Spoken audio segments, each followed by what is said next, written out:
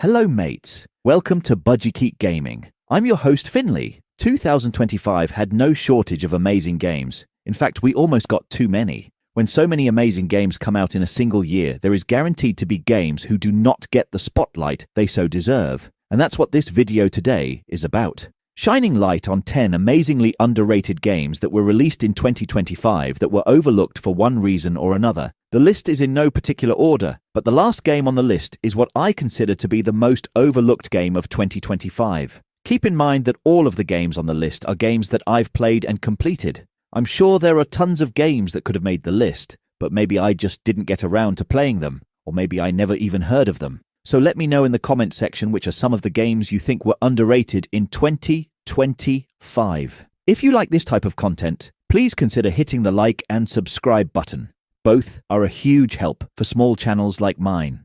All right now, onto the list. First on the list is Mullet Mad Jack. In a year overcrowded with high-quality roguelike games such as Hades 2, Blueprints, Ball Pit, and countless others, there are bound to be a few quality games in the same genre that'll get overshadowed. And Mullet Mad Jack is a perfect example of this. This FPS blends the feeling of old-school shooters such as Wolfenstein with the fast-paced gameplay of modern Doom games, mixed with roguelite elements, all while giving the middle finger to billionaires and the capitalist society we all live in. Like all roguelites, this game takes a little while to get used to, but once you click with the fast-paced movement and frantic gunplay, it becomes addictive and highly rewarding when you manage to pull off headshots and nut shots. Yes, I said nut shots. This game is fast, violent, and can be quite difficult even on normal difficulty. Shockingly, this game actually offers difficulty levels, making it accessible to anyone who wants to give this game a shot, something you don't really see often in roguelites. If you love fast-paced games or FPS in general, do yourself a huge favor and check this game out. Mullet Mad Jack is currently available on PC and Series X. It is also currently on Game Pass if you're subscribed to that soon-to-be overpriced subscription.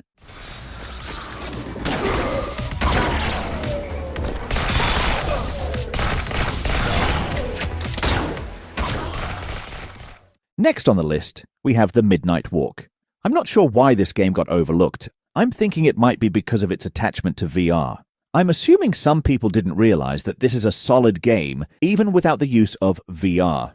If you're in any shape or form a Tim Burton fan, you need to turn this video off and go play The Midnight Walk right now. Really, I don't mind. Go along now. Seriously though, this game is fantastic. This game is pretty much a spooky walking sim, but it's a beautiful one. The story is haunting, beautiful, and sad. The gameplay is pretty good. It's mostly a puzzle-solving walking sim, and the graphics, oh my god, the graphics.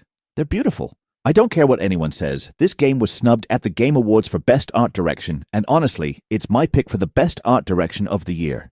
The way they used real-life figures, made from clay, and scanned them into the game to make them appear as 3D animated characters is some of the most overachiever shit I've seen in a video game in a long time, and I'm absolutely here for it. I will say, the very first part of the gameplay is very annoying if you don't have a headset or earbuds connected to your TV, because the puzzle involves you listening to sound, which doesn't translate well at all on basic TV speakers. So probably avoid this game if you don't have some form of earbuds or surround sound attached to your TV. Otherwise, it's absolutely worth playing. You can get this on the PS5 and PC, and at this time of recording, you can get this game for $21.99, which is an absolute steal. I was happy with paying $35 for it when it came out, and still have no regrets paying that price. Light the match. Thank you.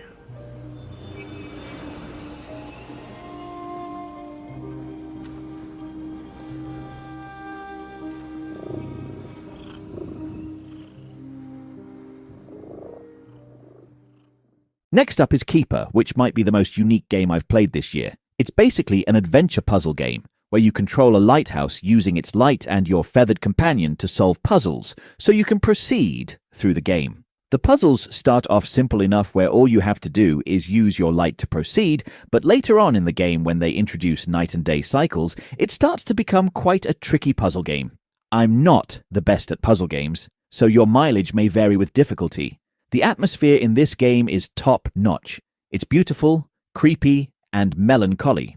No one speaks in this game, very reminiscent of Pixar's Wall-E, where all expressions and emotions are conveyed through actions and body language, which makes the relationship between the lighthouse and your feathered friend all the more heartfelt and genuine. If you've been looking for a game that isn't quite like anything else you've ever played, then absolutely check this game out. Keeper is currently on Steam, Xbox, and Game Pass, but I'd assume it'll come out on the PS5 and Switch sometime this year, as all other Xbox-published games have after a year's release.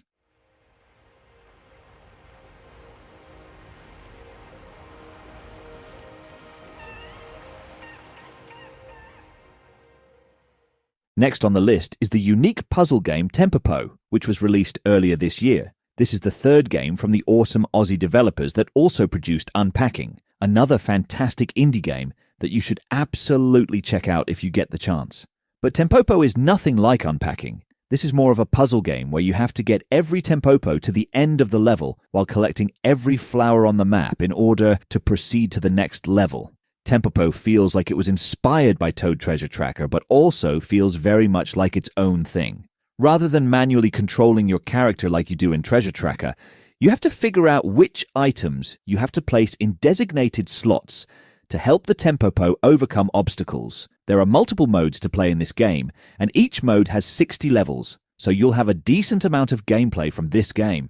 The premise sounds simple enough, but like most puzzle games, it gets very tricky in the later levels, and they get extremely tricky and convoluted, but luckily, there is a hint system to help you along if you get stuck. If you're looking for a cute, charming, and chilled puzzle game that doesn't have much consequence, then Tempopo might just be the game for you.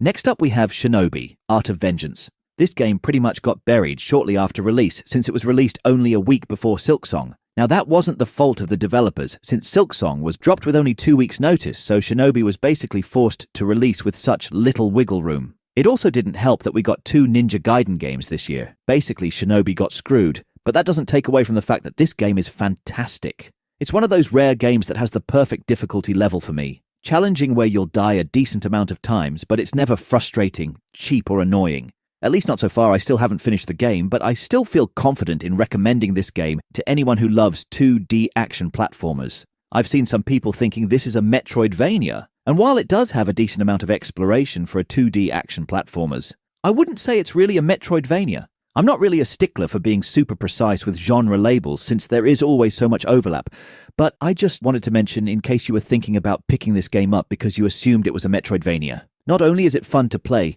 but my god, this game looks beautiful. And it even runs well on the original Switch. And this game released for only $30, so yeah, definitely consider checking this out if you have any interest in what I just said, or the footage I just showed you. You can find Shinobi Art of Vengeance on PlayStation 4 and 5, Switch, Xbox systems, and PC. Next on the list is the game Is This Seat Taken?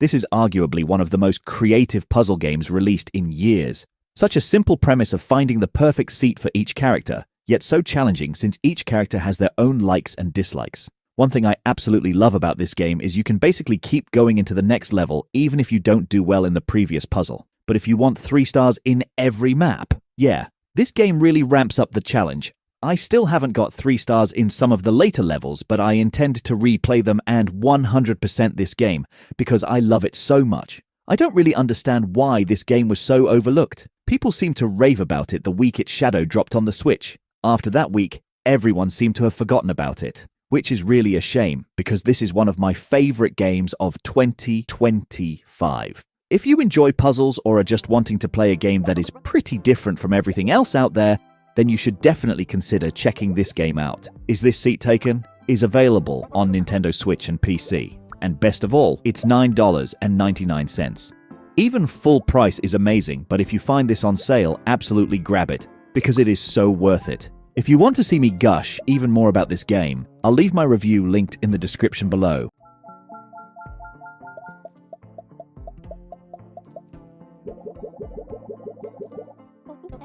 Next up we have the short and sweet interactive adventure Grief Like a Stray Dog. Man, does this game hit pretty hard. You basically play as this little girl who is supporting her family in Russia during World War II. Your dad is at war, Your mum is depressed because no one has heard from your dad in months, and you have two little siblings who need your care since your mom is unable. Yeah, it's a pretty heavy game. You play as a little girl who takes the role as a mail carrier to support your family, but it gets pretty depressing once you find out what you're delivering most of the time.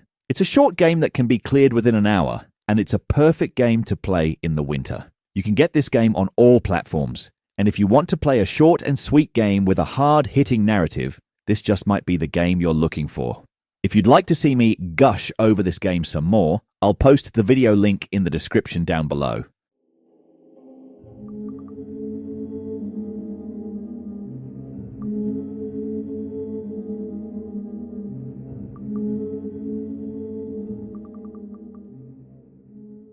Next on the list is what is probably the most underrated game of the first half of the year, and that is South of Midnight. My God, was this game fantastic. Easily one of my favorite storylines in any game for quite some time. The Southern Gothic flair mixed with the stop-motion animation is absolutely stunning. It's a shame, because I feel like this game was massively overlooked because the combat is a bit bland, which I feel is unfair because it's really not that bad, but also this is clearly more of a story and atmospheric game rather than a combat-focused game. And like I said, the combat really isn't awful. I think some people were expecting some Devil May Cry level combat, which is unfair. I've even seen some people asking if this is a Souls-like, so I'm guessing there were some who thought it'll be a Souls-like game, which is also ridiculous. Not every game has to be this overly complex or overly flashy with their combat system. Sometimes games need to be chill and let the story, music, and atmosphere do all of the talking, which is exactly what South of Midnight did. If you're looking for a game that has an awesome story, a beautiful setting, and decent combat, then you should absolutely check this game out. Right now, it is only on PC and Xbox, but it's coming to the PS5 and Switch too, sometime in 2026. Hopefully it's actually in the disc, but based on Microsoft's past releases, I won't be holding my breath. But seriously, Microsoft, I want to support the game, so just put the entire game on the goddamn disc so I can buy it and support it. You gonna miss me, ain't you? I'm just upset I can't follow. You know how much I love seeing a good story play out. 'Cause you're so damn nosy.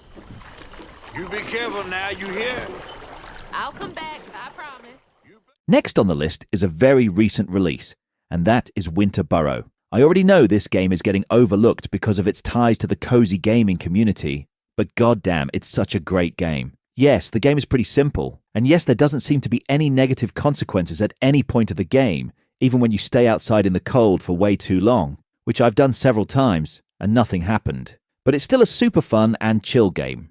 It's a great game for someone who wants to give survival games a try, but doesn't want anything too hard or complicated. You play as this little mouse trying to survive the winter. To do this, you have to go out and collect building materials to make improvements to your house so you can cook food, make better equipment to traverse the map, and make cute furniture to decorate your house.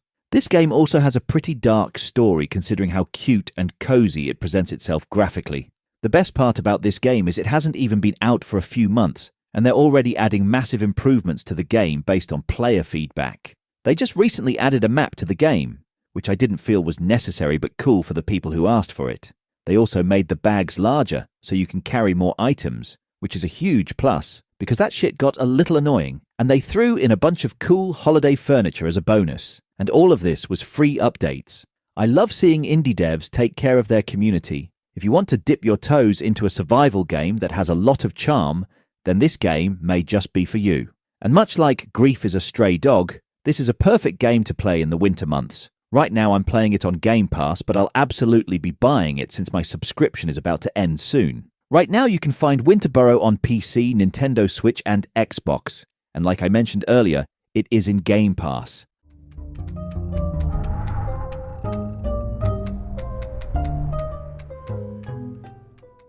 Last on the list, we have what is, in my opinion, the most overlooked game of the year, and that is Sword of the Sea. How the hell did this game not get a nomination for anything at the Game Awards? It's absolutely stunning. I'm sorry to Kingdom Come fans, but this game absolutely deserved a Game of the Year nomination more so.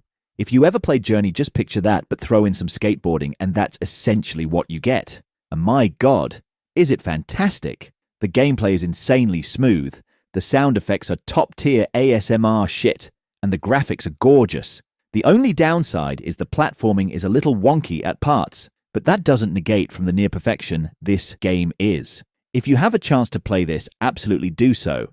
If you have PlayStation Plus, you can download the full game, and I highly encourage you to do so, because this is a game that shouldn't be missed by anyone who loves video games. If you don't have PlayStation Plus, then absolutely buy this game. Seriously, it's that good. I have PlayStation Plus, but will absolutely buy this game if they make a physical copy.